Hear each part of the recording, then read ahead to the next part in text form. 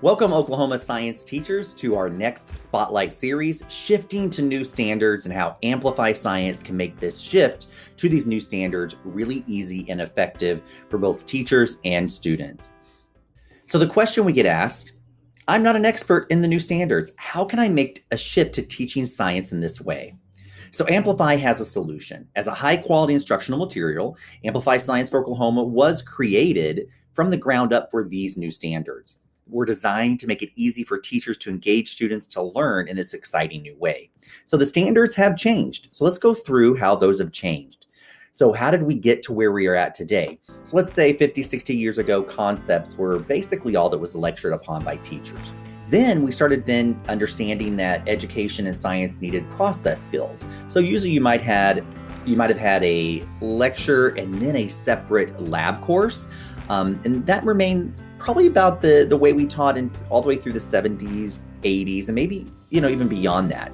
Definitely by the 90s, inquiry became a buzzword in the 1990s and then continued into 2000s, where we still had concepts and we had a lot of inquiry labs, but the connection wasn't always made between the different ways in which scientists and engineers actually work and think. So these STEM careers that are out there really need more advanced ways of thinking about science and science content. And that's where the new standards take phenomena, and when students figure that phenomena out by using a set of practices that are implemented in the real world. And so when we look at the new standards, the Oklahoma Science Standards, I pulled from the introduction from the state that you can see here the framework for K-12 education was pulled in, the next generation science standards to help create the new standards. In pre-K-12, the standards place an emphasis on active learners. This is directly from that introduction. And they must do science. It's not just enough for students to read about science. Of course, reading is very important, but they also must do science. And doing science looks different. And so the student actions, and I put these in a bullet form because these student actions are what we call our science and engineering practices. So in the introduction, this is in a paragraph form, but I think it really makes sense to say, okay, we're going to plan and carry out investigations, make observations, ask questions, analyze data, construct explanations, engage in argument from evidence. That is something a lot of teachers might find new, obtaining and evaluating and communicating out that evidence. And so to gain this knowledge and skills, we're going to prepare students for college career readiness. And so in Amplify, we have STEM careers that are very exciting, highlighted for every unit for students to see themselves in the future being a scientist or an engineer. The standards have also changed into what we call a three-dimensional learning statements tied around performance expectations. And so these performance expectations blend three parts. And this is where we get the three dimensions from. The first one being those science and engineering practices, those action items. Then we have disciplinary core ideas. These are the foundational roots of the standard. And then we have cross-cutting concepts, things that are universal no matter what particular area of science I am teaching, or any particular concept, or in this case, phenomenon. So all three parts of those are blended together into the standards. Now, the pros of this, there are some really great reasons why these standards are adopted and why they're effective. Students engage in figuring out a phenomenon, so it taps into their natural curiosity. Also, students should be placed in the driver's seat where they get to determine and construct their own understanding rather than just getting told what they know. That'll take away that ancient question, hey, Mr. Gant, why do I have to learn this? Well, now you have a purpose. You're going to be constructing your own understanding around a phenomenon. And this allows for storylines as they work through these explanations. And storylines are an effective way to teach any subject, and definitely science. Engagement and excitement levels will increase, and collaboration with other educators can increase. So Oklahoma standards are now going to be similar to Louisiana, similar to things we see across the nation. And so national and regional conferences and that kind of that dialogue and interaction can really help all educators in the state of Oklahoma as well. The con? Well, designing 3D lessons can be extremely difficult and very time consuming. So the experts at Amplify have done all that heavy lifting for you. So we really want you to reach for a curriculum that helps students move from just knowing a list of things, of ideas, to really how those ideas fit together. It's really conceptually a deeper way of thinking. And so with Amplify, students figure out scientific phenomenon using practices. So how is this different than just teaching topics? Well, these are some great topics that, many teachers and even I taught. The water cycle, all about sea turtles, light, energy, and matter. But we can create a three-dimensional integrated lesson by focusing on phenomena. So, example, a storm being very severe in a particular area.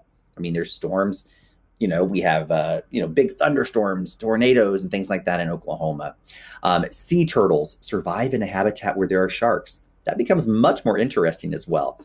Instead of just about sea turtles. And then light, energy, and matter. Why does Australia have the highest rate of skin cancer? What makes them different? Why does that phenomena exist? So it already starts to pique a student's interest and it becomes meaningful for them. So an example from grade 1, students get to be an aquarium scientist. They're looking at animal-plant defenses, and they have a little sea turtle that they've rehabilitated to be released back into the ocean. Spruce, the sea turtle, they're worried about her. She might get eaten by sharks. So how do animals and plants defend themselves and protect themselves? So students take on this role of aquarium scientist, and that's the phenomenon they're going to work on over the course of the unit. Now, how does this relate to three-dimensional teaching and learning? So let me showcase these three parts. So with those disciplinary core ideas, these are the basic facts that we want students to know. They're fewer and deeper. So you're going to need to go in what we call a deeper dive into these particular areas. They're broken down by earth and space science, life science, physical science, and engineering technology. So no matter what unit you're teaching in Amplify, we have a focal unit on earth and physical and life and all these different areas in order to really address that. So in Amplify, the core idea is the foundation of each unit. And this is where standards usually have addressed these kind of concepts for a long time. But what is different now is that we're adding broader science and engineering practices. So these are those action items. So I've grouped them, as you can see here, asking questions and defining problems. Defining problems becomes very important in engineering. So students need to have a problem to build something around. Developing and using models, and planning and conducting investigations. You'll notice those first three are what we would consider developing hands-on, building prototypes, obviously building models. So part of the standards do address that hands-on expectation, those real science investigation skills. Then we get into some math, analyzing and interpreting data using math and computational thinking. So looking at charts, creating your own graphs, creating your own data table. Maybe that data is just an observation and a drawing, but it is very important. Then we get down to those last three, constructing explanations and also designing that solution for engineering, engaging in argument from evidence, and obtaining, evaluating, and communicating information. So how do you make that happen? There's a lot going on there. And so with Amplify, we provide over 8 different discourse routines when students have discussions. We have sentence starters, word frames, think, pair, share strategies for them to be able to construct those explanations and then share it out and have scientific discourse in the classroom. And also they communicate information in a variety of ways.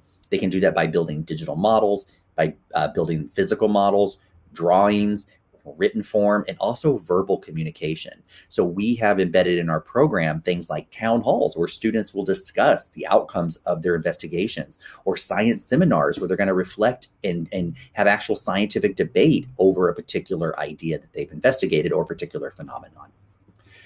Amplify has built this into the research-based learning design that is incorporated throughout every unit, chapter, and lesson. And this learning design is called Do, Talk, Read, Write, Visualize. So do, hands-on. Remember, a couple of those science and engineering practices require those hands-on components. After students do a hands-on activity, we want them to have those 8 different types of discourse routines. We want to encourage them to talk more about science than about lunch or PE. So we have them embed these strategies to talk about science. Then they're going to read to get secondhand information. We provide active reading strategies, all the supports needed for SPED students, for EL students, to really be effective readers to get information from a science text. And in middle school, they're going to read articles. So they get a little more advanced by grades 6 through 8. Then students are going to write out those findings to show that they understand what they've debated, what they've talked about, and what they've done with their hands-on. That can be done in written form in our investigation notebooks, or it could also be done online. Here's a screenshot from what a middle school student could type in, as well as our K-5 digital experience, which is definitely age appropriate. And then they're going to visualize with digital tools, simulations, apps, multimedia, and modeling tools. Keep in mind, there's a separate spotlight series on technology integration, which includes our really cool simulations and discussions about those. But this do, talk, read, write, visualize approach hits those science and engineering practices in a very meaningful way, and in also a lot of different modalities that we call different at-bats. So they have a different chance to learn and go deeper into these phenomenon by do, talk, read, write, and visualizing. Now let's get to those cross-cutting concepts, the third part of our 3 dimensions. Things like patterns, cause and effect, structure and function, stability and change. These are things that no matter which core idea I'm teaching, whether it's a life science, physical science, or earth science idea or concept or phenomenon, there's going to be universal things like patterns. Magnets, for instance, are attracted to certain metals. Cause and effect. If I drop an egg, it's going to smash. That's physical science. Maybe if I'm looking at scale, students understanding how large or small things are. So Amplify blends these cross-cutting concepts into all the lesson activities as well. And so what does it really look like? So a 3D learning really engages students to blend science and engineering practices, cross-cutting concepts, and develop a solution to a challenging problem around a core idea. And so it is not this. This is a good starting point. So let's say students learn about different kinds of plants and animals in a habitat, but that's just a disciplinary core idea. Let's go deeper. Let's add a science and engineering practice, or what we call an SEP. Students participate in a model to learn about different kinds of plants and animals. Now we're getting there. Let's go a little deeper and add the cross-cutting concept. Students apply ideas about systems as they participate in a model, and they're going to gather evidence. So now we've got 2 science engineering practices about independent relationships between plants and animals in an ecosystem. And this could be something as simple as designing a butterfly garden where certain butterflies, like monarchs, love milkweed plants. That's that relationship. And then students can gather evidence about that garden. And we do have digital tools for that, as well as hands-on materials where students are going to grow plants and do all sorts of investigations. Now, if I look at this grade 3 standard, let's go a little deeper here. So this is what a standard looks like. And you'll see there's a science engineering practice, core idea, and cross-cutting concepts. And the performance expectation is ask questions to determine the cause and effect relationship of electric or magnetic interactions between 2 objects not in contact with each other. So that's a pretty cool phenomenon that we need to look at under that performance expectation. If I go to the science frameworks, you can see here the 3-dimensional storyline under this bundle of magnets shows how we should integrate those different parts. So what does Amplify do? We take that learning approach very seriously. So you're going to start the unit by introducing a real-world problem. So students are going to be civil engineers, and they're investigating floating trains. These are magnetic levitation trains, really cool modern trains, and the students have to figure out how these trains work. So they're going to be addressing those particular needs of the standard. And so we're going to bring all 3 parts together. We're going to take those core ideas, we're going to take those practices and those cross-cutting concepts and do what we call an anchoring phenomenon. So around this core idea, around this performance expectation and science engineering practices, and around this framework, you're going to see illustrated in Amplify Science in our teacher's guides, 3-dimensional statements. So here's my 3-dimensional statement, color-coded by practices, core ideas, and cross-cutting concepts. Students are challenged to explain how a floating train works in order to reassure nervous citizens. To solve the mystery, you can see everything in blue. Those are my practices. My core idea is magnetic force, gravity, balanced and unbalanced forces. And then we tie in those cross-cutting concepts. Now, at the lesson level, these get smaller and more concise. Students will identify patterns in data with underlying patterns based on investigations of which objects magnetic forces can act on. So they're basically going to take some magnets and test them on different objects to see which ones can be attracted to those or maybe repelled, like another magnet. And so these become very powerful statements that you can even make an I can statement, and many of our teachers do that. So yeah, I can identify patterns in data.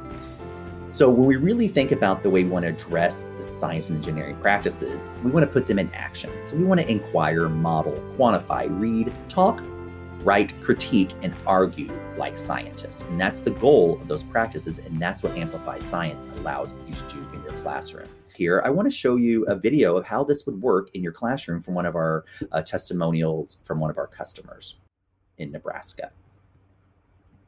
With Amplify, from K through 8, students are talking the talk of science. They are thinking like scientists, they are doing like scientists, they're talking like scientists. In preparing for new standards, for shifts in science instruction, for providing our students with opportunities to really dig deeper and to really think at a higher level, we looked for a resource that was different from what we had in the past. We wanted a resource that was phenomenon-based, that had strong storylines, that the 3 dimensions of science were interwoven, not treated as separate entities. And it was very obvious to us that Amplify Science was created and developed for NGSS, not just aligned to the standards. I love teaching Amplify Science because the students are actually solving a real world problem. And when we want to get our students college and career ready, they need to solve real world problems. Amplify has just allowed us to really have a reason for each lesson, and the kids know the why of each lesson that we're learning. Science in my classroom right now is a very balanced approach. Kids are reading, they're writing, they're collaborating with each other, they're visualizing things that are happening, they're utilizing technology to make sense of their real world problem. Now with Amplify Science, it's more of a balance. While they do have hands-on activities, those activities are designed for a reason, and that is for evidence collection and for deepening explanations. So I like to think about it's not so much the stuff that you put in their hands, but it's the way you have your students think. I can't even put into words the change in attitude. When I grow up, I want to be an astronomer because ever since we started to Amplify Science and learned about space, it made me want to learn more about the universe and stars and other planets like exoplanets. So from a teacher standpoint, for me, to be able to sit back and watch the student debate was just so enjoyable to watch the scientific argument actually verbally take place in the classroom. I've actually been very amazed at how my English language learners have taken to this program. We didn't just adopt a curricular resource. We feel like we really became part of a team with the folks in New York and Amplify, and the folks in California with Lawrence Hall of Science. The teachers in Grand Island are loving Amplify Science. And I think one of the biggest reasons is that they are seeing just what their students are capable of. So thank you for joining today's Spotlight on transitioning to the new standards. And please contact us for follow-ups if you want to schedule an appointment for an individual district or school presentation. And thanks again, and have a great school year teaching science.